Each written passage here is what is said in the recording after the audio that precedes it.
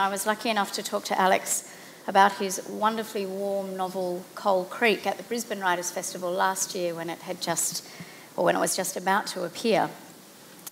Alex is, of course, one of our most established and esteemed storytellers. His books have won everything, including the Commonwealth Writers' Prize, the Christina Stead Prize for Fiction, the Melbourne Prize for Literature, and he's won the Miles Franklin twice. In a collection of essays about his work, which grew out of a 2011 symposium dedicated to him, Brenda Walker suggested he may be Australia's greatest living writer and discussed his work with reference to Tolstoy. He's also been compared with Patrick White and with Joseph Conrad, all of which creates some kind of mantle. And in the 6 or 7 months between our first Coal Creek conversation and this one, the book has been very busy in the world. It's won the 2014 Victorian Premier's Literary Award, and it's been shortlisted for this year's ALS Gold Medal. Now, I need to get some housekeeping out of the way before we go any further. If I could ask you to turn off anything you have that makes noise, that would be great. You're very welcome to tweet if that's your thing. I'm going to leave some time at the end of this session for your questions, and there's a microphone. If you can wait until the microphone gets to you before you ask them, that would be great. More importantly, Alex will be outside signing books after the session, so you can find him in the bookshop there. So, my name's Ashley Hay, and I am, as I said, very thrilled and honoured to be talking with Alex about Coal Creek. It's an incredibly wonderful literary indulgence to be able to talk to an author after you've read their book. And so to be able to revisit the book is even more wonderful again. It was wonderful to go back into the world of Bobby Blue, Coal Creek's lead character, and its fantastic driving narrative voice, and come back into the shape of his words and his world. This is set in an Australian landscape, the first Australian landscape that Alex Miller came to when he arrived in his teens and worked his way up through Queensland, in Gympie, in Springsure, and up into the Gulf of Carpentaria. Coal Creek's in that place, set just after the war, 1946, 1947. And it's a very tightly wound story. Everything in it feels somehow essential. It's this sort of masterclass of clarity. It's absolutely wonderful to read as a reader, but it's also wonderful to read as a writer. Now, Alex has spoken at other times and in other places about the genesis of some of his earlier books. Autumn Lang, for instance, the eponymous focus of his previous book, bailed him up on a park bench in London and wouldn't let him go. And I'm interested in talking a little bit about where Bobby Blue came from, because he is the core of Coal Creek. I loved Bobby as a reader. I dived into his story and I couldn't bear to stop until I'd found where it delivered him, and I was fascinated going back and reading it, knowing where I was heading, that it still felt exactly the same and in some ways a bigger and sort of more moving thing. It's the late 40s, Bobby's about 20 years old, he's just orphaned and he turns his back on the work he's done with his dad out in the bush and takes a job instead with the constable in town, a new constable who's just arrived from the coast and is very clearly and very terribly an outsider. The voice that Alex created for Bobby is really pitch perfect. It's one of the most complete things I've read in ages, and it was wonderful, as I say, to pick it up and to dive into it again. Now, here was the rub. When I contacted Alex ahead of this session to sort of say hello and to see how things were and to see how things had been in the months since we last spoke, I asked him if there was anything that he would particularly like to talk about today, now that the book had been out in the world for a few months, now that it had been out with all its readers. Coal Creek is my final novel, he said, and we could talk about what this might mean and how I came to make the decision to give up writing fiction. I'm not sure if his publisher knew that, so I'm sorry to break it to her in such a way. But I said, all right then, we can talk about that. The audience and I will have an hour to get you to change your mind and come back and write another novel. No pressure on any of you to achieve this. But what this means, I think, is that we'd better begin by asking Alex to please explain how he came to this rather large-sounding decision, and more intriguingly, why. What an amazing introduction. I think you should just keep going, actually. I'm done. I'm all out. I was really enjoying it. before we get on to me, I just want to congratulate Ashley on winning the People's Choice Award the other night at the New South Wales Premiers Awards for fiction. It's a wonderful award to get because it's the readers who make the award, and I'm not saying the judges are incapable of the right decision. They've been proved to be capable of quite good decisions fairly frequently in the past.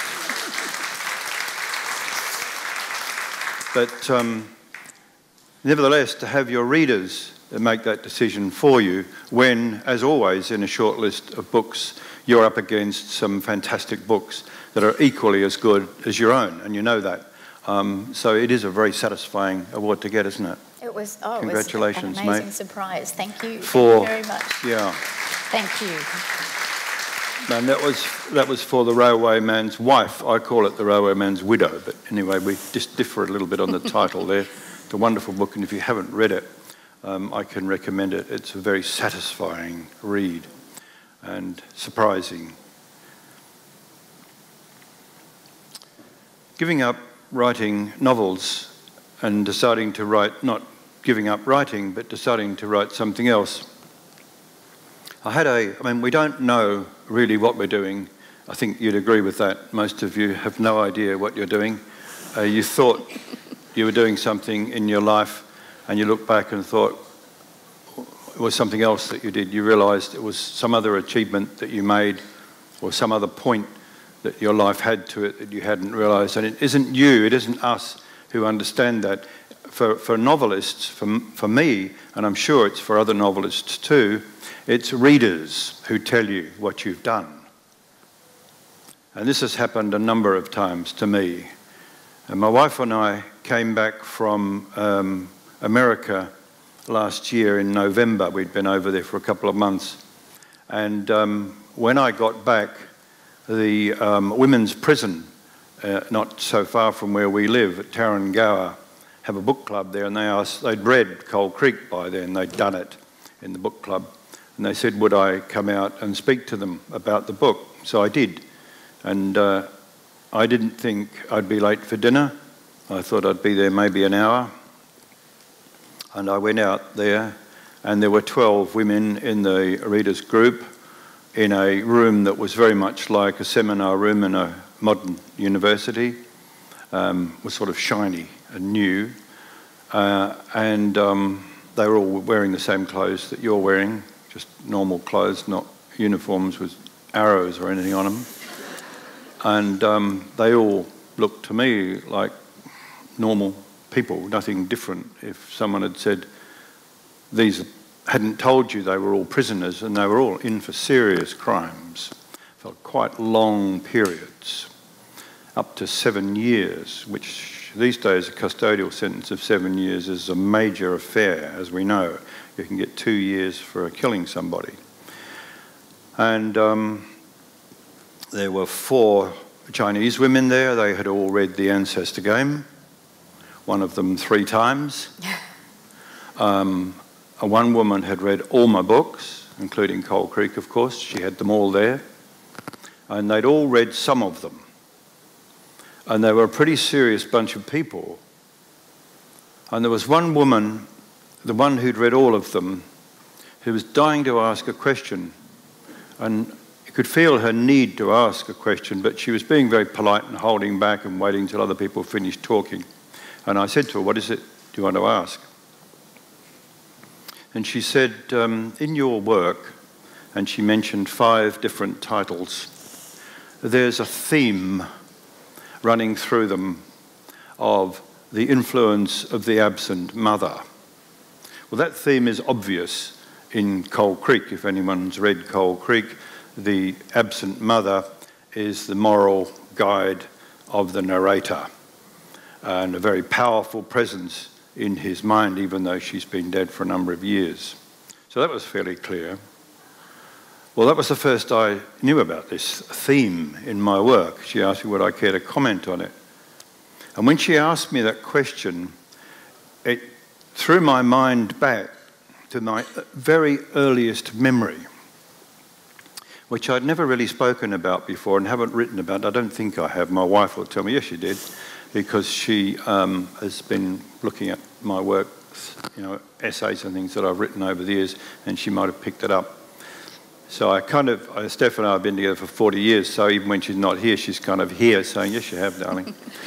And stuff, you know what it's like. When you've been married to someone for a long time, they always have a different view of what you've done to the view you have. And they're always right, of course. It's no good disputing it. I just make yourself look silly.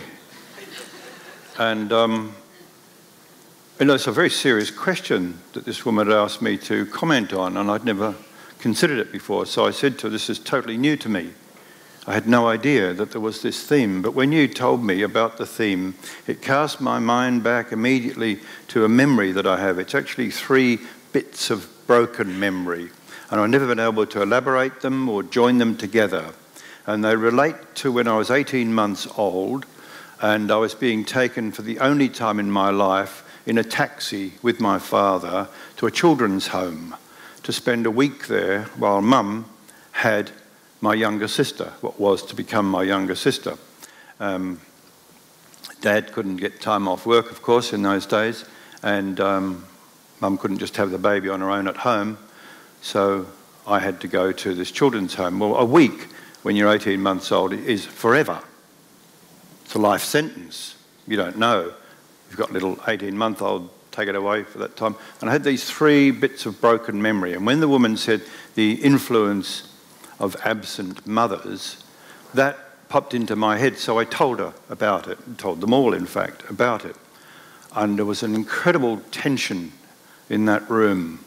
And looking at this woman and not saying it, I knew I'm talking to someone who's been given a life sentence. She was in for 7 years, actually. She had another 3 to serve. But she was an absent mother. That much was obvious. And what she'd read in my book was this subterranean, in my books, in the whole 11 novels. She'd seen at least 5 of them, and she said, one, it's not an absent mother, it's an absent grandmother. And that was in Journey to the Stone Country, where she said the spiritual guide, the spiritual force in that book is Grandma Rennie. Absolutely right. So it's a grandmother. So it kind of qualified for part of her theme.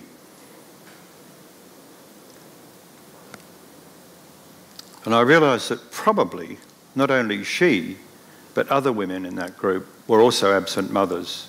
And the thing that hit me was that if you've lost your children for 7 years, not a week, that's forever. You're never going to make that ground up again. You've missed your teenage daughters or whoever these people were.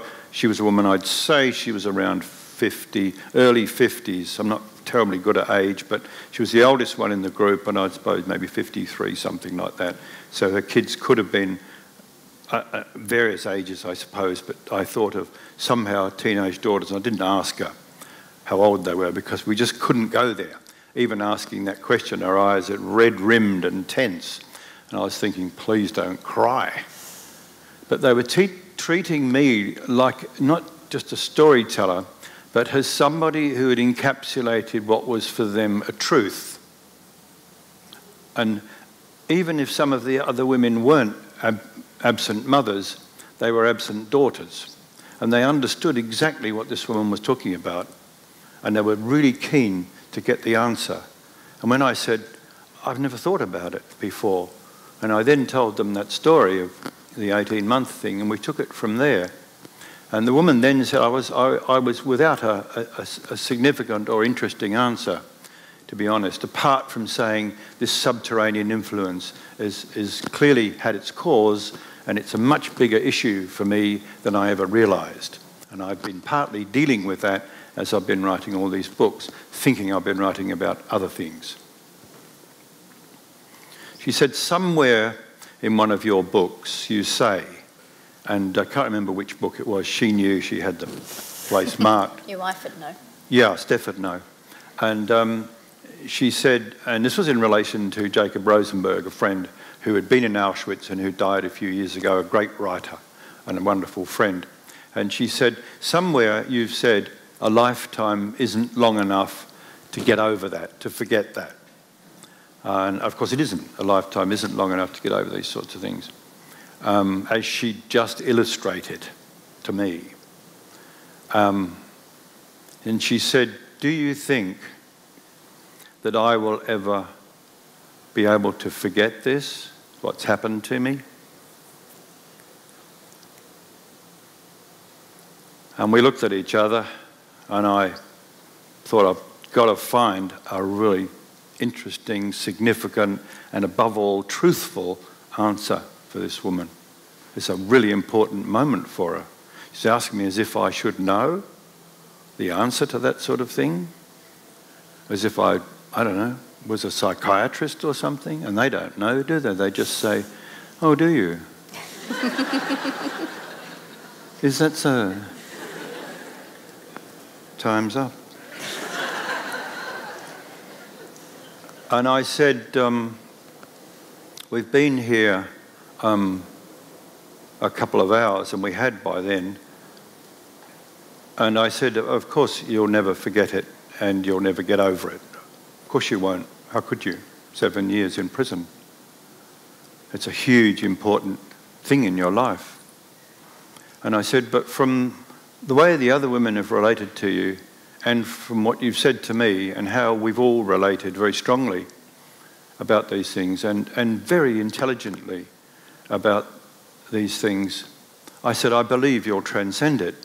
That's what Jacob did. He didn't get over it. He didn't get over or forget Auschwitz, but he transcended it. He became a great writer who wrote about it and inspired other people, including me. So that was the answer I was able to give her. And when I left the prison an hour or so after that, and it wasn't until I was actually going up, and we were all very strongly sort of bonded in a sense by then, because we'd been driving at elements of trying to find, and the thing that has always fascinated me more than anything about writing fiction is how do you deal in writing with truth? It's one thing to think truth, another thing to speak truth, and not so difficult, write it down. You're constantly being assailed by diversions and attempts, conscious attempts, to change your tack, to move off the truth to something else, especially in fiction. And there's no answer to this question. It's a wonderful question, and it's exercised the minds of writers ever since writers started writing, as far back as we can go. Writers refer to it, the question of truth in writing. But it's a critical moment, it's a critical thing that truth can be found in works of fiction, and it certainly was by these women in the prison. When I was leaving the prison, after we had scones and stuff, to sort of calm down a bit, have a cup of tea, you know, and a scone, nice scones. And as I went out the door, it suddenly hit me.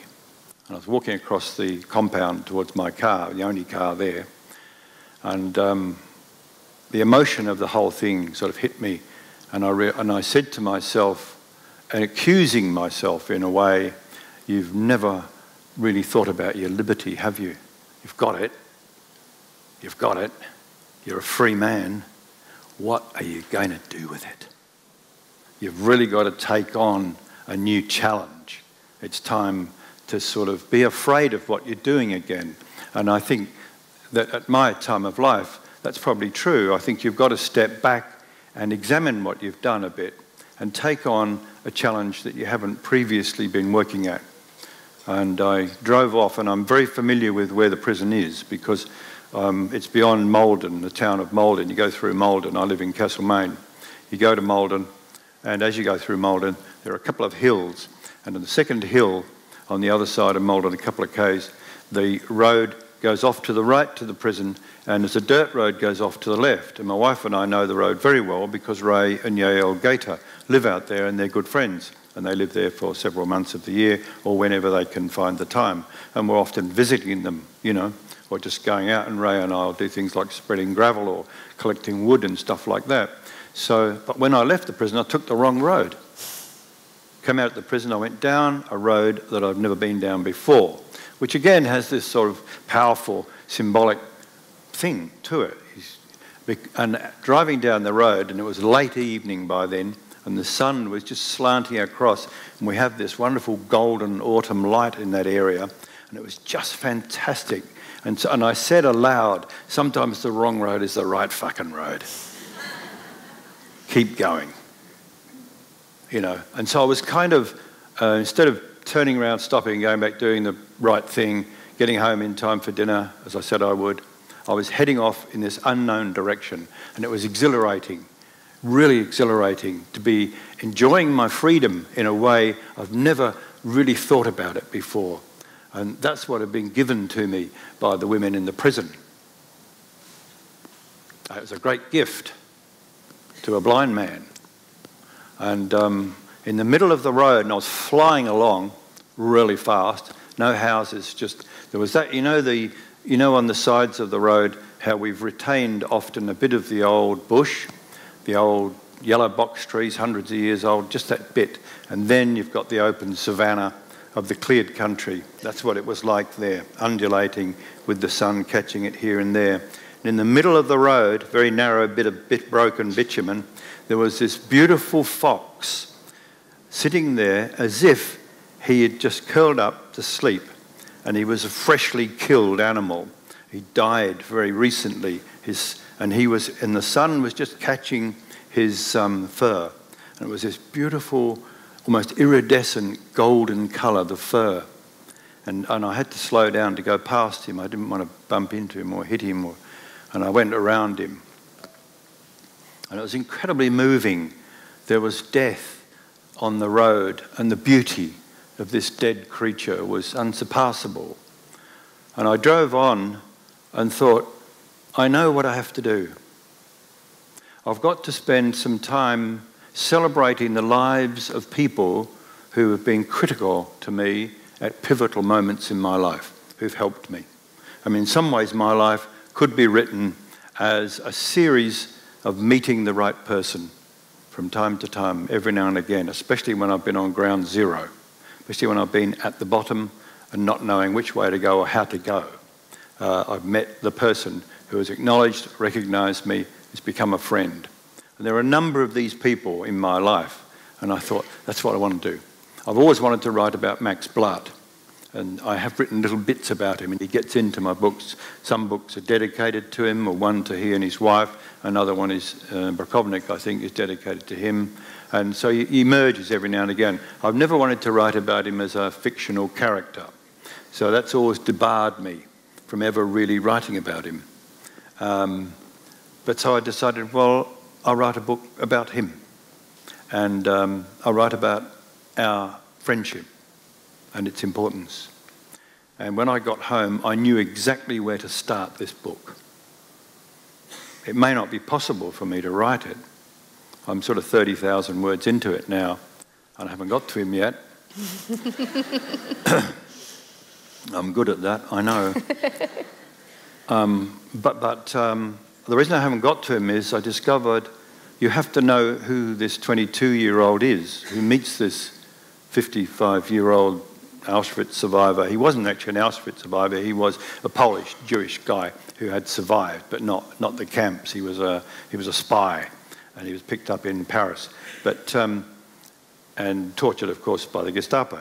But you have to know who the 22-year-old was, and it's not just Alex Miller today. You can't just say I met him then. And so I actually began to write the meeting, and I realised you don't know who this person is who's meeting him, let alone knowing him. So but I knew exactly where to start the book, which is wonderful. That's a gift in itself, to know where a book begins. Where does a story begin? Wow, isn't it? It is. And she agrees, she's a novelist too. It's good to get agreement. You could have said, no, all my books, obvious where to start. At the beginning, Alex. Yeah, well, where the hell is the beginning? Because life is this continuum. And I knew I had to start on the drive going out to the prison. Start now, from now. being the person you are now with whatever capabilities and abilities and whatever you've got, with that in full presence, you know? Not as the 22-year-old, please. Horrible creatures. No one should be allowed to be that young. Should be a cure for it. Well, we found the cure, didn't we? Yes. Most of us did. I know there's one or two here who haven't found the cure yet.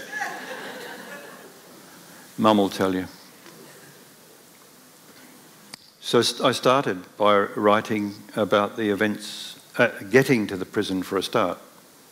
So where were we? Where is the prison?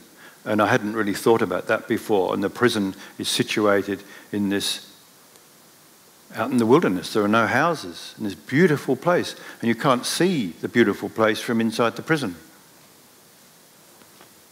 So that's roughly why I made a decision. But again, I would say, we don't know what we're doing. So while I made a decision to do that, and I am doing that, I'm not finding it particularly easy to do it. Are you enjoying the fact that it's not easy? Is that part of... I enjoyed the first chapter, which is called The Women in the Prison, because that's a more elaborate version of that story than the one I told you, a more detailed, more elaborate version of it. And the next chapter, which I began by starting it, and which I called The Key of Dreams, which is the name of a painting by Marguerite. And there's all sorts of reasons for that. Max Blatt gave me the key to my dream for a start. I didn't realise that when I used the chapter, however, chapter heading.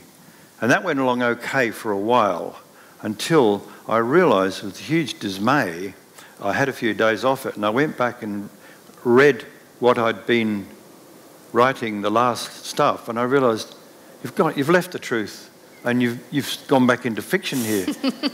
And what I'd done in slipping back into fiction, which is kind of an easy, tempting thing to do, I had actually lost a really critical moment. So I'm at that stage.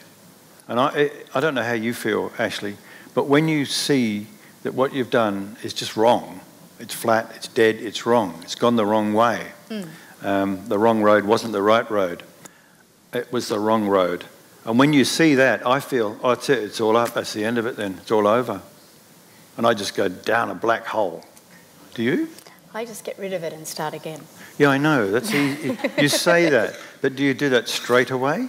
No, there's a lot of black hole in the first place. Right. Geez, we're still in agreement.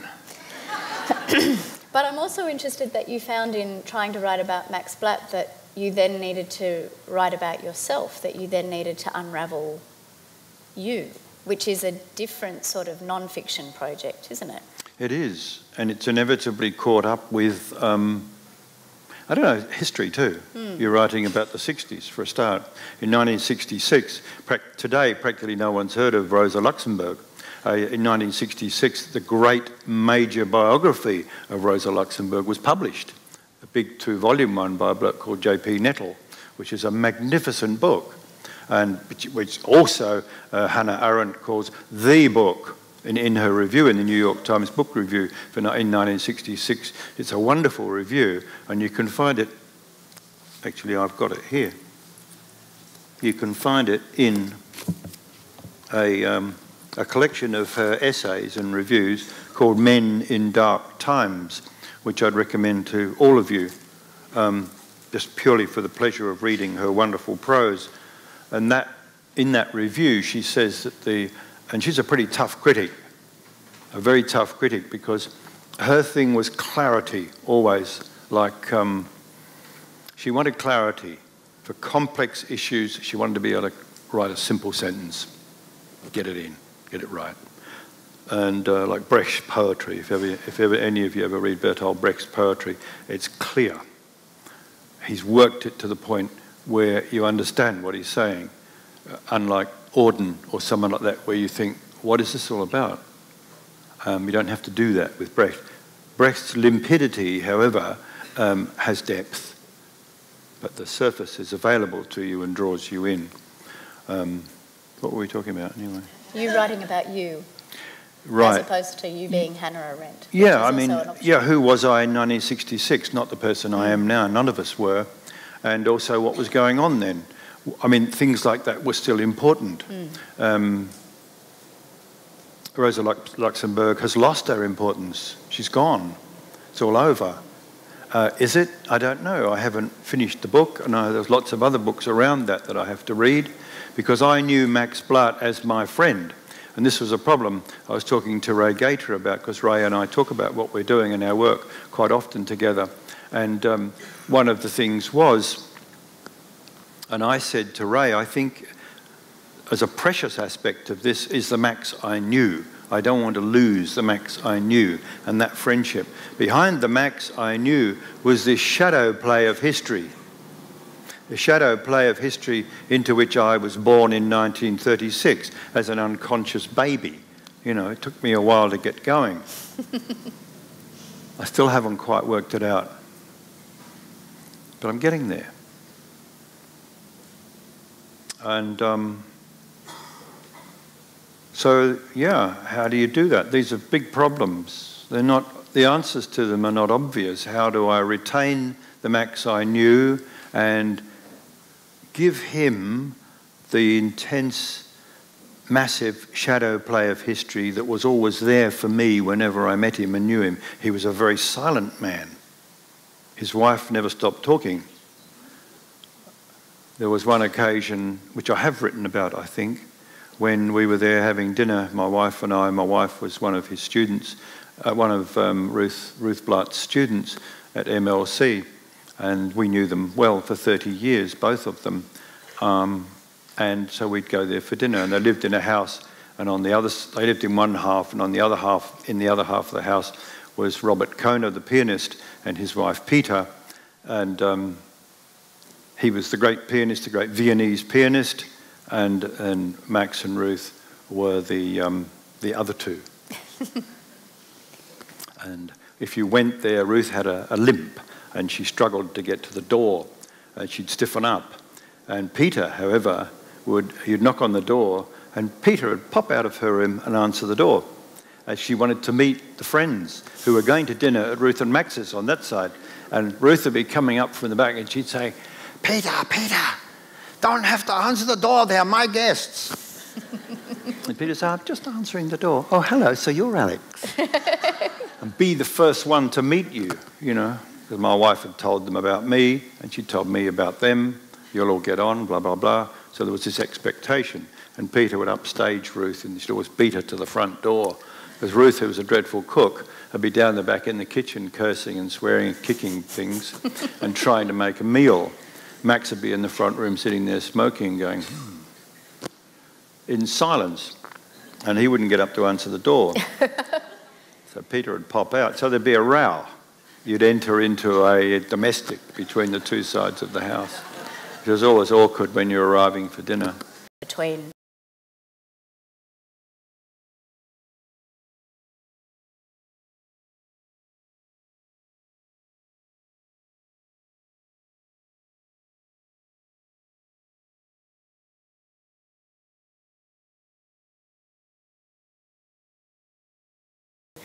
parents and their children, between lovers, between friends. And when you talk about starting to think of writing the true lives, writing the truth of people who you knew and who were important to you, that's also a sort of an act of love. It strikes me that, you know, writing about this sort of quite unfashionable emotion, this thing that often gets turned into something schmaltzy or schmoopy, is a very important part of the work that you're trying to do, whether it's in fiction or now in non-fiction. Is that a fair enough No, it's wonderful, thing? actually. Yeah, I mean, I agree totally. It is. I think friendship's probably been the most important thing in my life. Okay, so my wife and children, yes, I guess, you know, you're going to die for them. Hope you don't have to. We all say that.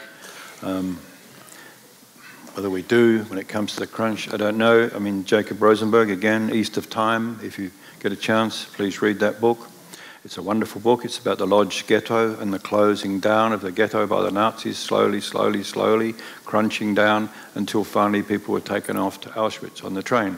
And now Jacob didn't actually have to go. As a young, useful boy, he could have stayed. He ran after them and jumped on anyway.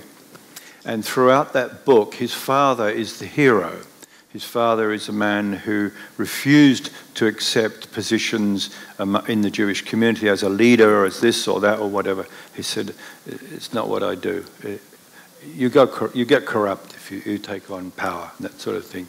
Anyway, he's the hero of the book. He's an intellectual. He's not a religious man at all. And at the very end of the book, that man is standing in the corner. I launched this book at the Beth Weitzman Centre years ago. And the people in the audience there were either Holocaust survivors or their children that day. And more people than there are here. And there are two moments in that book which are unbearable. And one is at the very end. The man standing in the corner is the father, the hero who you've known throughout the book, who you've come to yourself feel is the hero, your own hero. You love the guy. He's a wonderful man. However, he had been brought by various ghastly, inhumane means to the point where he had stolen some bread from his wife.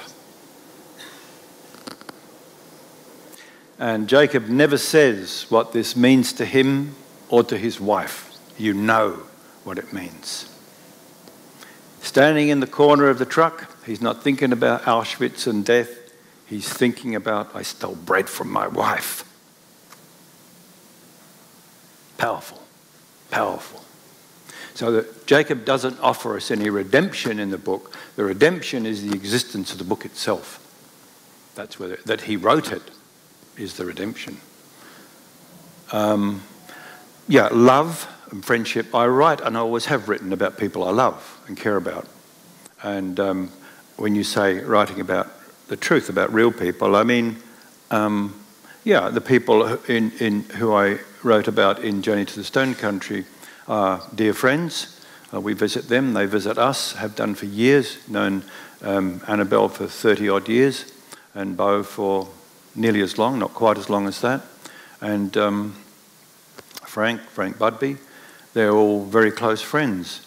And if they hadn't approved of the book and of Landscape of Farewell, those books wouldn't have been published.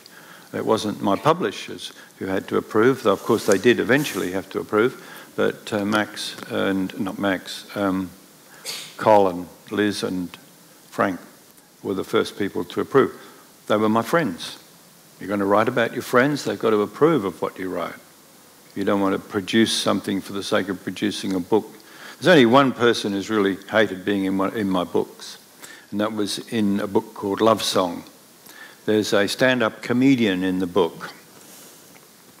He is in the book, a little portrait of him as he is in real life.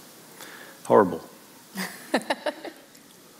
And he was my daughter's boyfriend at the time, and I...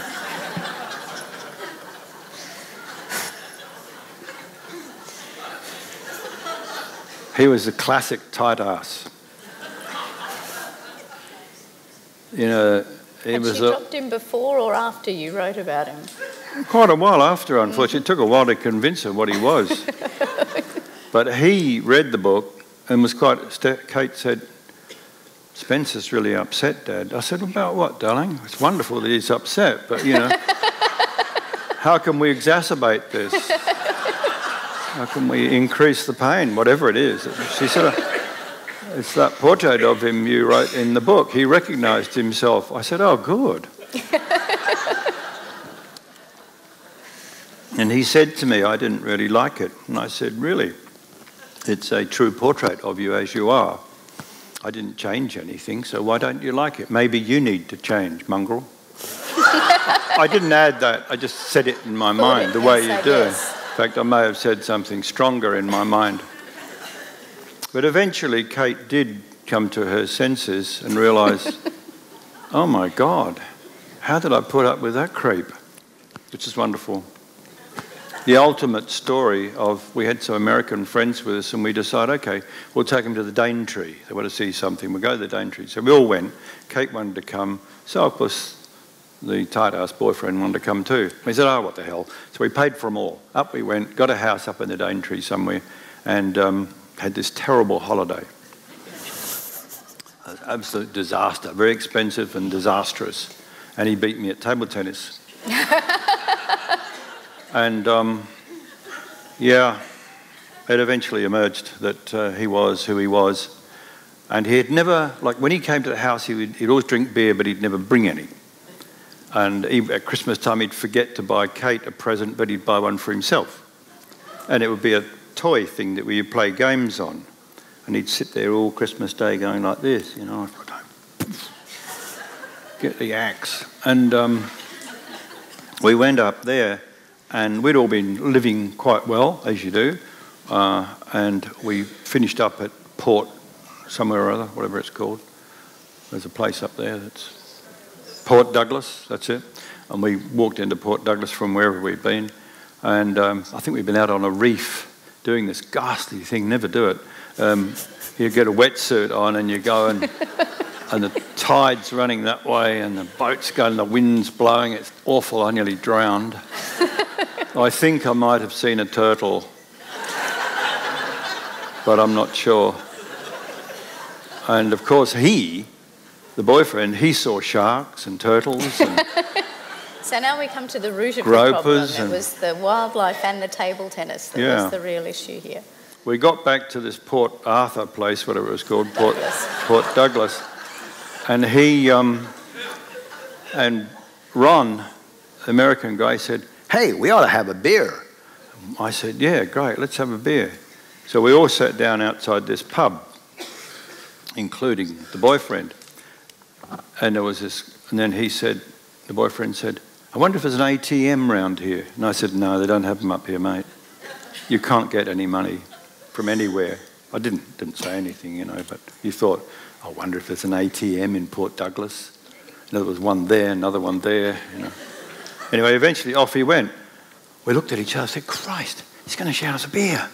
Oh, God. And I'm a sort of person, he would be totally redeemed by that, you know. And Steph would look at me with a tear in her eye and say, "He's all right after all, isn't he?" He's not, but still. Anyway, he came back with a beer and sat down amongst us and then started to drink it. And Ron, we were all so embarrassed, and Ron says, "Well, I might get us a beer." And off he went to get us a beer, and the boyfriend. Well, that was the cracking point. I've never seen that anywhere, let alone in Australia, to do that. Don't you reckon would that? Yeah. So when I did his portrait, I didn't change anything. I'm glad you like your daughter's partner now. I think that's, clearly an important thing. Yeah, now her partner is fantastic. Brilliant. Brilliant. Long may it last, so that he doesn't end up in a book somewhere. No, he's good. He's safe. I do want to inch back to Coal Creek just for a minute. I'm sure my publishers would love you to. I remember once I was doing a thing at Sydney Festival and Annette Barlow, who's my wonderful publisher, said, "Alex, can you mention the book?" She's holding a card up now. Yeah. Coal Creek. No, at the end of the book, throughout the book, Bobby Blue, the main character, is learning to read. This is a sort of a driving part of the narrative. And in the end, he spends a lot of his time reading. He ends up in a library and he reads his way through, the 700-odd books that are there. And I wondered if you could talk a little bit about the power of reading in your stories, so for Bobby Blue, but also in your life. I particularly liked the story about swapping your brand new, fantastic whiz-bang roller skates for a very beaten-up copy of Billy Bunter. Yeah, that piece in The Independent was that story that they asked me, or suggested to my UK publisher, Claire Drysdale, who's also here, to write. So they have a little thing, a feature every now and again, the book of a lifetime, your book of a lifetime. And if you know me and you know my history, and I grew up in Housing Commission flats in South London with a bloke from Glasgow who was my dad and a woman from Ireland who was my mum. And you would never dream, you would never guess the book that I chose. And I didn't choose it, it chose me. When I thought about it, and Steph and I ran through a number of books that we know are really important to me, and none of them, however, were, and I suddenly remembered, if you're going to be really truthful, it was Billy Bunter's Omnibus, about a private schoolboy, you know, in an upper-class situation in England, which has nothing in common with my situation. But one Christmas, how it came about was when I was 7, my sisters gave up having Christmas presents secretly and conspired with my parents so that they could raise the money to buy me what they knew I lusted after more than anything, which was a pair of self-guiding ball-bearing roller skates. And Christmas Day came, and they all came in. We had a 3-bedroom flat, and the flat's actually beautiful. That you now get them for about $1 million if you want to buy one in South London. They're the old type of flats. And under my bed was this sort of shoebox-sized thing, and they were all there, eagerly delighted that I should open it. I opened them, put them on, and left. Probably never even said thank you. And I skated for weeks, every day, just skating. And I was really good at it. And I didn't have, my friends didn't have these roller skates, so I was on my own. And I skated off into distant places, high-speed skating, you know, really doing it beautifully.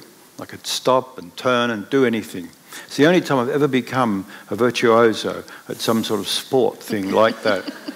And I was skating along a road which was covered with this beautiful avenue of chestnut trees and these great big houses. And there was one person on the pavement ahead of me, and he was a boy from Quermore, which was a public school, private school in the area.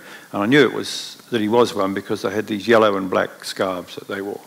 And I skated up to him at 170 miles an hour, and just before I hit him, I stopped with sort of sparks and everything and smiled at him. Said, "What's that you got there? What's that? What you got, mate?" And I was the enemy, totally the enemy from an unexpected apparition. And this guy standing there frozen, clutching something to his chest. I said, "What's that in?" And he thrust it at me, clearly expecting that I would steal it. And I said, "Oh, a book. I'll swap you the skates." And I did. I swapped him the skates and walked home with this coverless Billy Bunter Omnibus. Someone said, "Well, what did your parents think of that?" Well, I remember Dad reading it and saying, "That's not a bad book, this, you know." Funny family, but you could use that, couldn't you, as an example of when did you know you were a writer? So when did you first know you were a writer, Alex?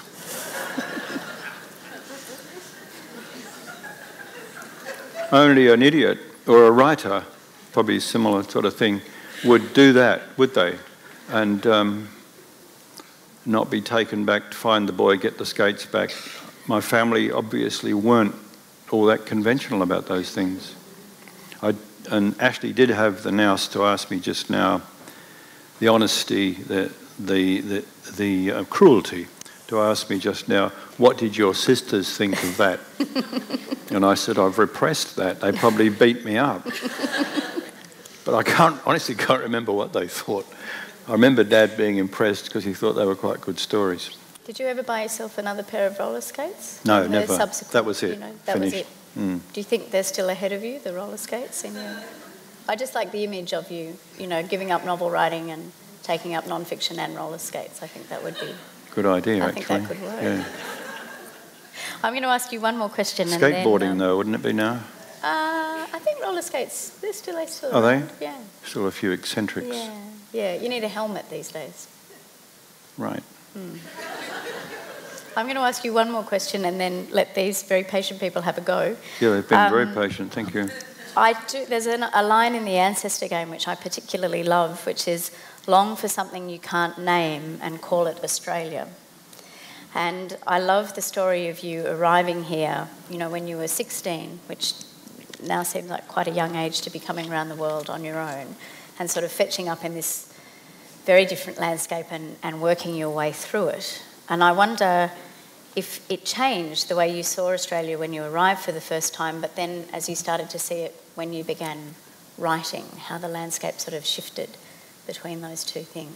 Yeah, and before the thing comes to an end and then people ask questions and then we go off, Yes. I just want to say how enormously generous Ashley's participation in this thing has been. She hasn't interrupted me once. And she hasn't gone on and started talking about her own books or anything.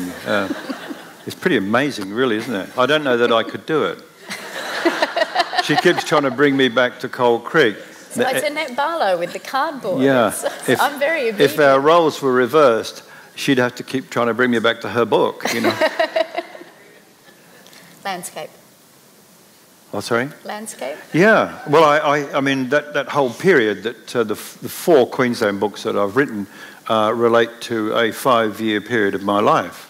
Altogether, from leaving home to then going to Melbourne University was a period of 7 years. That included 2 years as a labourer in England. So it must be 5 years. You can't argue with that. It's only that brief period of 7 years. When I went to Melbourne and went to the university, I thought, now I can be an intellectual, and I went there because I wanted to be a serious novelist. I was on ground zero when I started. Why would I want to be that? I don't know, but I decided that's what I'm going to be now. Somehow I'm going to get there from here. You know, there was a wonderful cartoon that I remember in the Punch, or maybe it was in the New Yorker. Feels more like a New Yorker joke, actually. And there's a guy with a little car, a little round old-fashioned car, at a Bowser, and the bloke, there's still service, you know, driveway service, and the bloke's filling it up. And there's all these freeways and crossovers and everything in the background. And through them you can just see the steeple of a church. And the bloke at the Bowser is saying to him, no, you can't get there from here, mate. And it's true. You've got to go somewhere else to get to there. And I had to go somewhere else to get to where I got to in the end. And one of the things I felt, in answer to what Ashley was asking about the landscape, was I've left that period behind. And when you look at it, it's continued to haunt me and have an enormous impact on me and my work, quite apart from re-meeting the people, re-meeting the stockmen and people like, and the families. As a matter of fact, the Wells family, where I first worked at Goathland Station near Springshaw, which was really closely related to Cunnalingo Station. The younger son, Alistair, who was a little boy when I was there, he rang me from Ballarat the other day. He and his wife, he's an old guy now, and they're going around, you know, what do you call them, the grey nomads. They're grey nomads. Little Alistair is a grey nomad. You know, and the daughter, only a few years ago in Brisbane, at a session where I was on a panel, and the person leading the session said, we have a surprise for Alex Miller, and down the middle walked this little dumpy woman, you know, an older person, and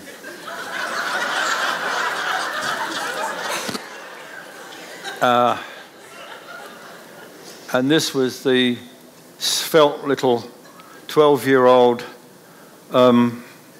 daughter who had become an old woman. And she came down, and knowing that I wouldn't have a clue who she was, she said, Jenny Wells, Alex. And we just said, oh, God. And it was like meeting a long-lost sister. It was wonderful, very emotional, beautiful. So I've re-met those very first people.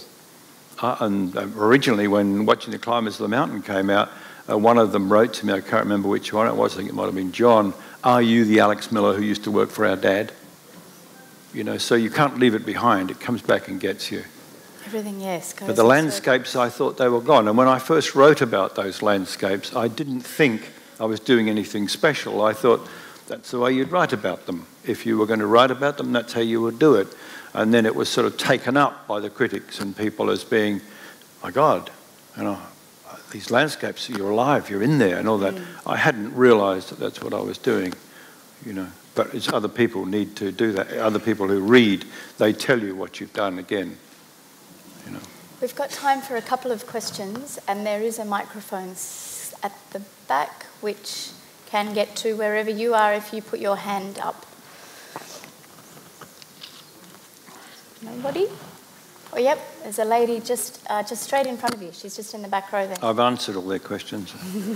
It's just coming over to the... It's not about you fixing your fridge, is it, or anything like that? Dare I ask a question about your book, the one you've just written? Beg your pardon? Dare I ask a question about the book we're pretending not to talk about? This, about Go on, Cold Creek? Cold Creek, Yes. Because I absolutely loved it, and I just wondered what inspired you to revisit that landscape and talk about, you know, the characters in that. Because you've gone on quite a journey before you've come back to that landscape. Yeah, a long journey. I revisit it quite often, actually, nowadays, and there are all sorts of tales and stories that I come across and hear. Not that one, but when I'd finished Autumn Lang, which was my previous novel, a very dear friend had died, Hazel Rowley, who some of you will know her work, a wonderful biographer, and she had died suddenly and very unexpectedly. And I was thinking I should write about her and write something about her. Helen Garner said to me, "It's too soon, Alex. You're not going to do it. You're still grieving. You've got to let it go away. Leave it until, you know," and she's right. Helen's right about that sort of thing. And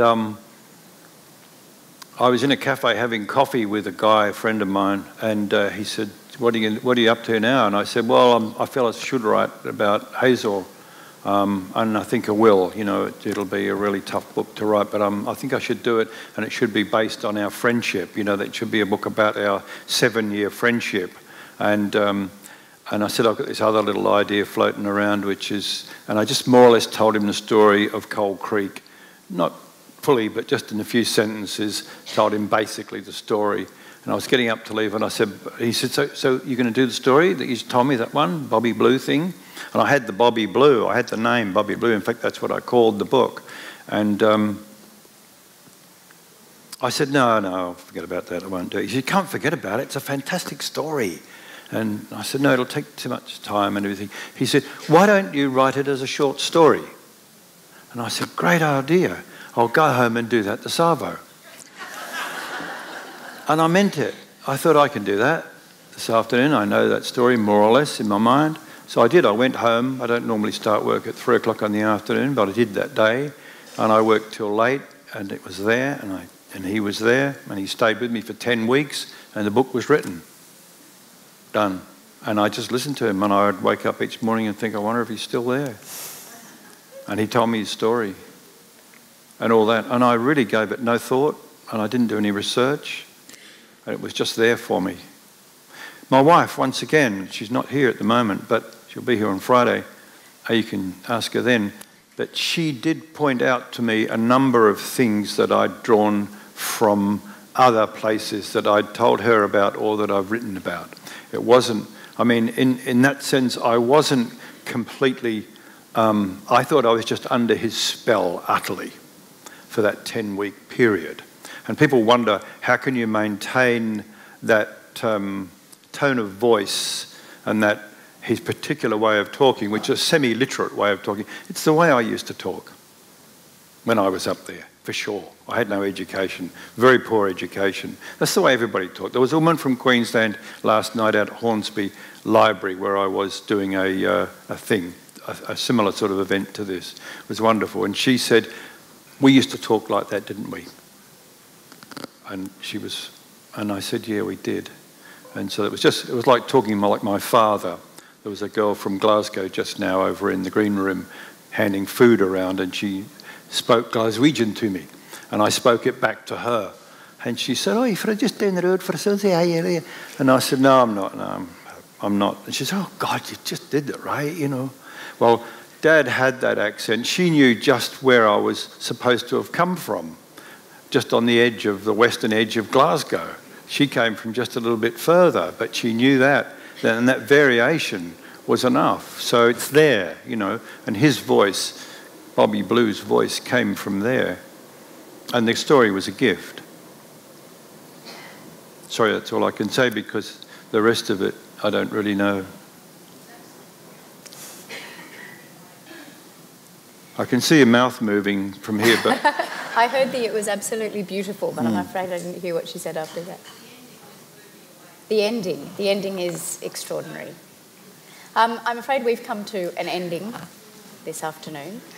And I would like to finish with a line from Alex's novel Conditions of Faith, which I came across just after I'd finished reading Coal Creek for the first time. And it made me think about the kind of ongoing transaction that writers have between themselves and the worlds that they're sort of trying to vivify, as well as the transactions that go on between writers and readers. And the line is, there is a moment in our lives when we must decide which world we belong to, the world of our dreams or the other one. We can't all drift back and forth between them without risking losing our place in both. Now, it seems to me Alex is moving worlds in quite a significant way at the moment, and I think that is as momentous as it sounds. I hope that you'll all follow him, whichever way he goes, and I hope more particularly you'll all follow him specifically to the bookshop now, where he will be signing. I would like to thank Alex very much for being such a lovely person. Thank you, Ashley. Thank you.